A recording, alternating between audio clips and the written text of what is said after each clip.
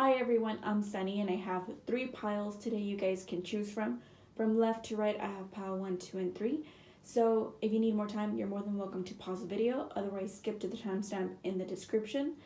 And in case you need a refresher about the question, it's going to be, what is their pleasure? I have 2 cards for each pile, so you would be, well, the person in your mind would be on the left, and the person, the other party, I guess, they would be you. Would be on the right side, more or less what they like to receive from that person. So for pile number 1, you guys have the 6 of Cups upright. Oops, sorry for the glare. Let me move these up. And then the next card is the King of Swords upright. So remember, I said, in case you did skip it, for the quick introduction, you guys would be on the right side, which is what they like to receive from people, and then they themselves are on the left. So the pleasure they like to receive from people is, I think they like to be, maybe there's some sort of dynamic where it's not so much that it's like paternal or maternal, but it's in the way where it feels like they enjoy being, maybe some people, not everybody, might enjoy being babied and like cared for by the other party, where it's like they have all their needs met in that kind of sense. I do think it's more of a mental thing rather than a physical thing in that way. It feels more like it's mental and emotional. There's a mental and emotional component here. From their perspective, or what you might receive from them, is more of the emotional giving back to you.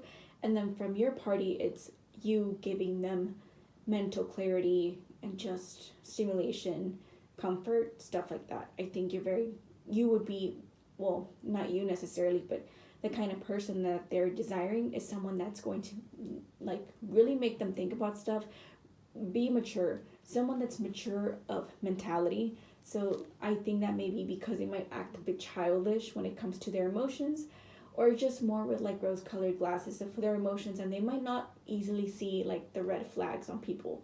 So when it comes to their pleasure, it's like that, where it's like they want to be, it's like not necessarily they want to be told what to do, but they want to be sternly talked to. They really want that law laid down, if you catch my drift. But yes, I do think that talking would be a thing for them. Even it's not necessarily that they want you to dirty talk to them up and about like first thing, like very upfront, but more so they want to know that they're gonna be they're gonna be the kind of person that is gonna have to figure out stuff because you're subtle cues in your conversations. So they really enjoy that. They enjoy the mature talks. I think they really do enjoy being with someone that's more older than them or more mature. Because I do think they might be a little bit more childish, more naive. There's a naivete here of sweetness, or maybe it just makes them reminisce. I'm going to say this wrong. It makes them be reminiscent of a childhood memory of like an old school crush kind of thing. Or you could have, or that could be something important for them. They're looking for that person, but like in a mature version. So that's what kind of gets them going. That's their pleasure. I do think that they might be into someone who also is a bit chattier. But not chatty where it's like they're focused on chatting about people and stuff.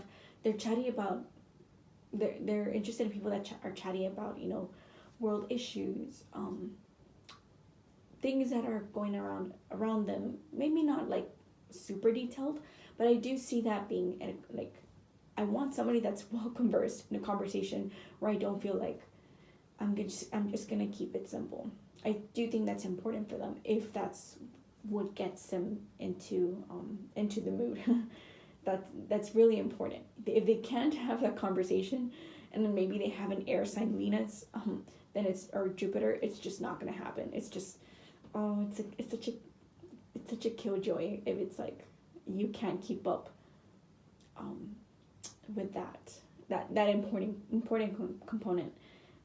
I do feel they're gonna feel more emotional, but they feel like it's I think overall this pile feels like it's well balanced, because even though this person could be a little bit more emotional and sensitive about things, I do think that they enjoy the cold, not the cold comments, but the cold hard, like not cold hard truths, but cold cut. I can't even say it. Cold cut facts. They like that. They enjoy that. They appreciate that. There's love in that. So that's what's their pleasure. It's not as naughty as I thought it would be. I thought it would be a naughtier type of reading, but this is fine too. So I hope you guys enjoyed that pile number 1. Pile number 2, you're next. You guys have the Page of Pentacles, I'm sorry, reversed. And then the next card is the Sun card reversed. So in case you skipped, let me just take a sip of water. In case you skipped the first brief explanation, the person in your mind is on the left, and then the person they're expecting, I guess, their pleasure from is on the right, which in this case could be you, but also, anybody they choose to actually bed, So this person seems to be incredibly mature, someone who's a lot more private about things that are important to them. I think they know what it means to cherish things, because they might know hardships, but I guess because it's not that they've necessarily had bad experiences with people. I do think they've had some positive ones, but it's taken them a long time to get there. And the fast building friendships and connections and even foundations, usually monetary foundations, for example, have taken, like, they might not have always been of substance, and sometimes they are. So they know how to differentiate. I couldn't say this word. Differentiate, whatever.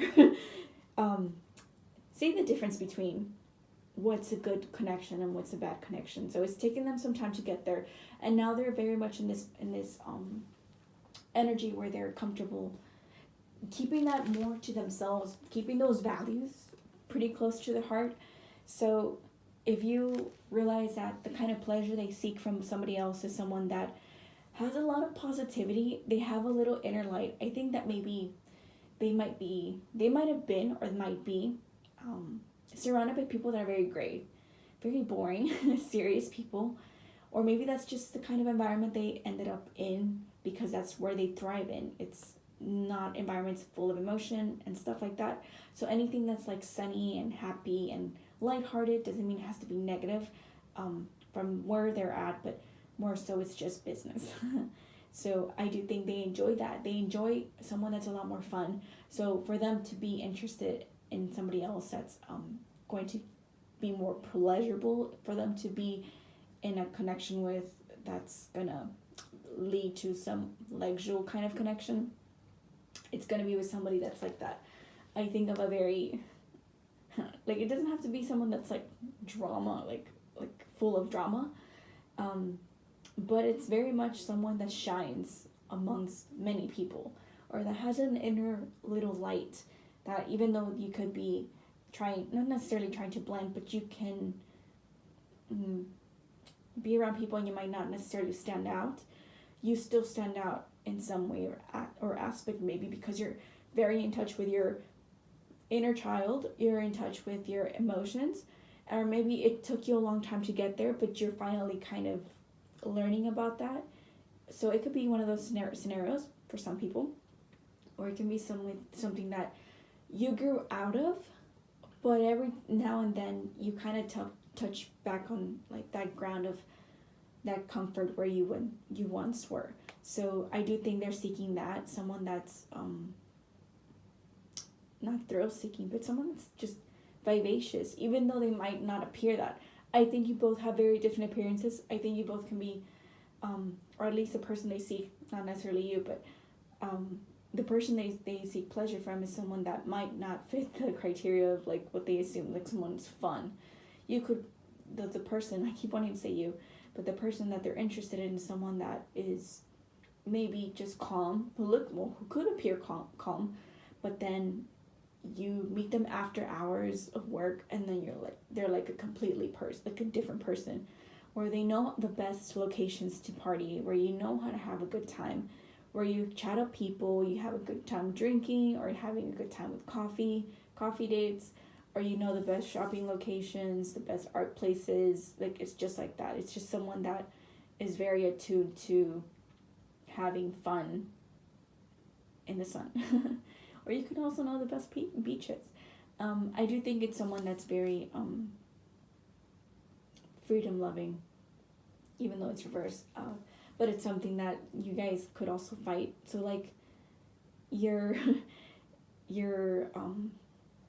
not necessarily antisocial tendencies, but both parties from their side and from the side that they're interested in or they would like to be, might have that like struggle of like being how can I say, being someone who's like too private and too outgoing in that sense of like letting people know what's going on in their lives. Because if they're happy, it shows, but they're also like worried about if they're too happy, would somebody try to steal that little like light that they feel like it's something that they struggle with, because the partner can make them very happy. So something that is their pleasure is finding someone like that gets them in touch with that softer side, because they have to possibly be mature or more serious, and it's kind of like a struggle to have that nice little good time. So I do think it's someone who could enjoy taking how does that I thought of a song, taking a ride on the wild side. Yeah, I do think that they would enjoy that. They like that. I just think of, for some reason, I think of like Bridget Jones and is it Mark Darcy? Colin Firth characters, I think, is Mark Darcy. But yeah, I definitely feel that connection where it's like one's very quirky and fun and outgoing and honest, very likable, and someone who looks very well put together, but a little more serious and subdued. But it makes it happen. It makes it work. It's just, it functions well, kind of thing. So it's cute. I do think their pleasure is going to be also someone who gets them to explore that side that's very reprimanded. I think that's what I'm trying to say. Repressed. So do keep that in mind, where it's like, I think that may be a little bit stuck up. So they might be not as open as flexible to experiment with their body, of like letting loose, of like enjoying the moment. So they might enjoy that. That's what they seek. Someone that's going to uncover that softer side, who's going to basically allow themselves to express themselves freely. So thank you, pile number 2. Do take what resonates, leave what doesn't. So pile number 3, you guys have the 4 of Swords reversed, and then the next card is I'm still laughing at the next. the following card, I'm sorry, is the Nine of Swords upright. What's their pleasure? I mean, right off the bat, moving aside their meanings, visually, I just feel of like the 69 position. Interesting, but I do think there's a lot of psychological games here. It's like, does one like enjoy receiving? Does the other person like giving? Like psychological games where it's like, who has the power in this position, kind of thing. And in case you skipped, I totally forgot. In case you did skip the intro, by the way, the person in your mind is on the left side, and the person they're interested in that's going to give them pleasure would be on the right side. In case you relate to that, great, it would be this pile on the right side, or just the person that they're interested in that's going to give them pleasure. So keep that in mind. Pile number 3, I do think overall it's an interesting dynamic, a power. I do feel it's like a power dynamic. So maybe this person could be interested in, like, I don't know, this was like one of those trigger words, like that dom sub thing, maybe S&M, but of course, if you, I more or less what I remember is that if you are someone that is more submissive, you're someone that, it's not that you're not in control and in power, it's the fact that you are much more in control than the person dominating you because of how you allow them to, like, the trust. There's something about the trust, right? So it could be that. I do think you guys would, I do think there's a lot of importance when it comes to bed pleasures here. So maybe if, like, example, if someone is on top, or someone, I do think this one's a little bit more legal than the other ones in comparison. I say that because I try not to say the S word. It's annoying how restricted these words are when you're trying to say stuff, but oh. I do think that there's a power dynamic when it comes to that, where it's like, depending on who's on top or who's on bottom, it's like, oh, this person's more in power. But it's just in the mind, and not so much in the physical aspect. And it could be like that, or it can, like, one can feel like that, and you want the other person to kind of read the mental signs or the mental cues, the subtle cues. You're interpreting each other's body language, words, just sounds, stuff like that. So it's like you kind of decipher each other's bodies in a way where that's how it goes. That's the more or less the kind of, yeah, it's some sort of carnal relationship, but I think that's mental connection with that physical body is very important here. So that's like a power play game, manipulation kind of thing. Or maybe even wondering if to some people, if the other party is, having an affair, or being, or if they're, like, wondering if they're meeting up with other people and doing the same. And, like, that's, could be for some. Maybe they enjoy, I feel this person particularly enjoys making the other person feel not threatened, but, like, that they could lose them. Like, at any moment in time, it's like a power game in that sense. If they're ready to attack in that aspect. But not so, like to be, like, mean and stuff. But it just feels like that. Where it's like, I do feel that they enjoy making the other person wonder. And, like, cry themselves to, like, sleep of, like, all the possible scenarios that could happen when this person's not around, right? Or when you're not in contact, like messaging or calling on the phone or FaceTiming and stuff like that. Or just communication being very important here. So it's interesting. It's like, is this person thinking about me? Is this person not thinking about me? For some other people, it could also be that they want that stimulation to happen when they're dreaming. It's very important. That's how they get going.